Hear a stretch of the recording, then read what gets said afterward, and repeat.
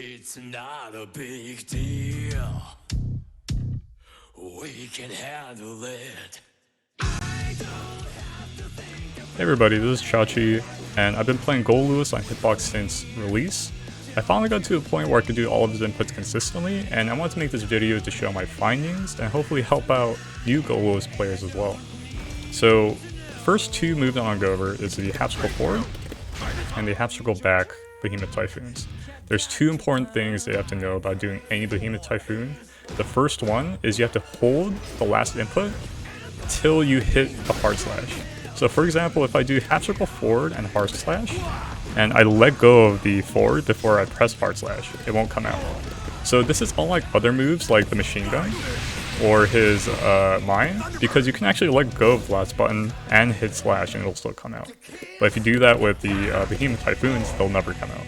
So to get more consistent Typhoons, what you do is you do the motion and then you hold the button, or hold the last button till you hit hard slash.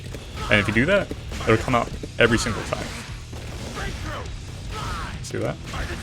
As opposed to doing the motion, letting go, and then pressing hard slash.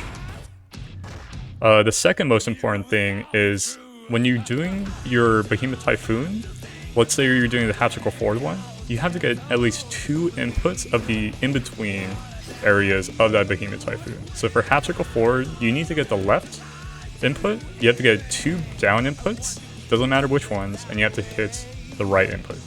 So for example, if you wanted to do the half circle forward one, you can see that sometimes when I do this, I'm not getting a down input or I'm not getting a down forward input, but it's still coming out. So this way you could kind of cheat. If you feel more comfortable just doing a quarter circle down and then a forward, you can actually do that.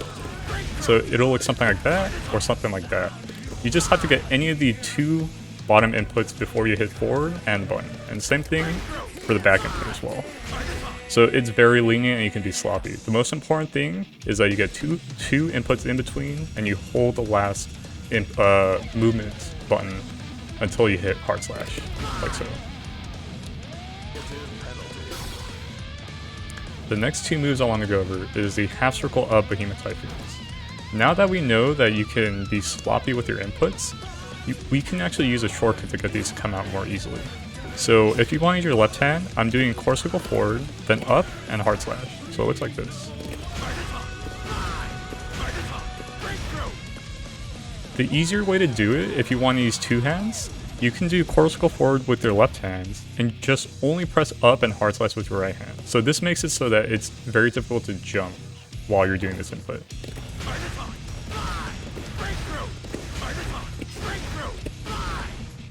So you can do it either way. I personally like to keep all my inputs on my left hand, but I will admit that doing it with both hands makes it so that you never jump. The next two Behemoth Typhoons I'm talking about are the half circle down versions. That'll be these two. So what's unique about these Behemoth Typhoons is that they start with a jump input. So to avoid jumping, you have to buffer a move prior to it. You'll usually see these in block strings or combos. And the way that I use this to my advantage is when you do these, the opponent is usually going to be in a block state and you're in like a recovery state of a move. I really take my time when doing these inputs. I just take it as slow as I need without, you know, getting a jump input from like close medium. So I just do a slower Behemoth Typhoon, like so. It's slower than my usual my other Behemoth Typhoons, because I'll usually just do them very quickly. I'm worried about getting the move out in neutral, but in these, you can take a little bit more time. And that shortcut that we talked about in the last couple of examples still works here. You could just do a jump, and then do a reverse quarter circle, and the move will still come out. Like so. Or like that. Like that. The last two Behemoth Typhoons I'm talking about are the half circle forward and back Behemoth Typhoons that hit the air. So it's going to be these two. So it's actually possible to do these while standing. It's very difficult, but I'll show you how.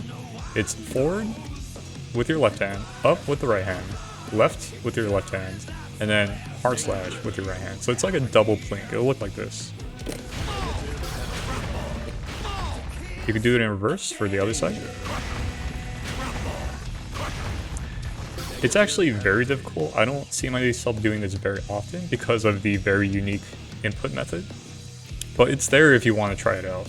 I actually use these Behemoth Typhoons in pressure and covering angles that the opponent might approach at after you press a button. So for example, if I see maybe like my crouch short or my hard slash or a standing slash miss, I'll buffer it in between, like so. And the secret here, or my tip, is to do the input slower and press hard slash after you complete your input. So I take my sweet time doing my input, I make sure I hit the last button, then I hit my hard slash after. So it takes much longer.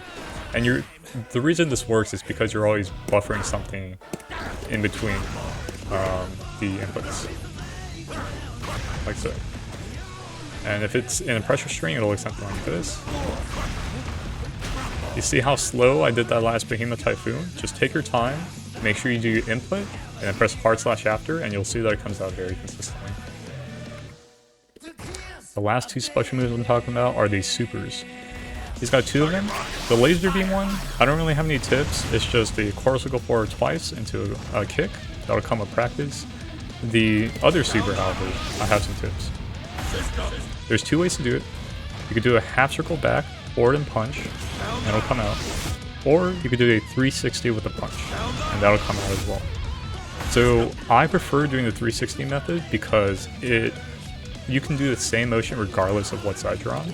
If you're on this side, you have to do a half circle back in the opposite direction, and then press forward to get this to come out.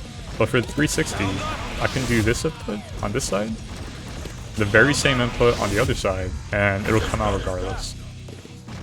A tip I have for these special moves is that the most important inputs are the cardinal directions.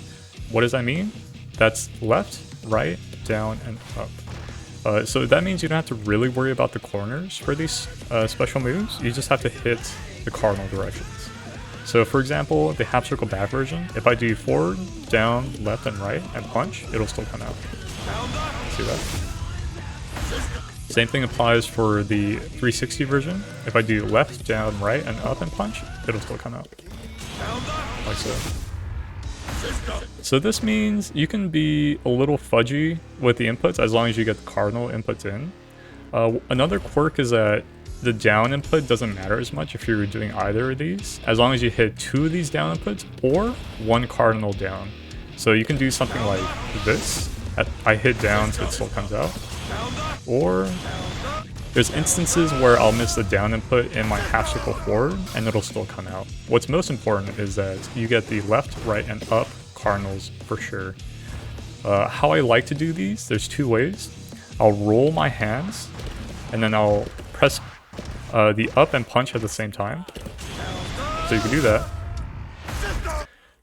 I think this input is a little easier. Do a half circle forward or a half circle back, whatever direction you favor, and then press up and punch at the same time with your right hand. See that? This makes it so that it's more difficult to jump while doing these inputs. See that? Alright, I'll do a little slower. A little slower on the other direction. Yeah. So that's my tip for the uppercut super. Finally, I'll do a pressure string and a combo. That way you can see everything in context and you can just watch my hands do the motions.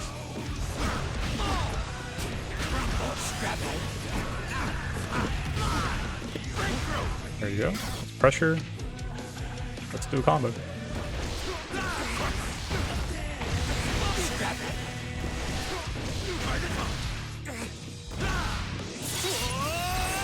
There you have it. I hope this video was helpful to you and it helped you in your Goldlewis journey. Don't be afraid of Hitbox. You have this. Good luck.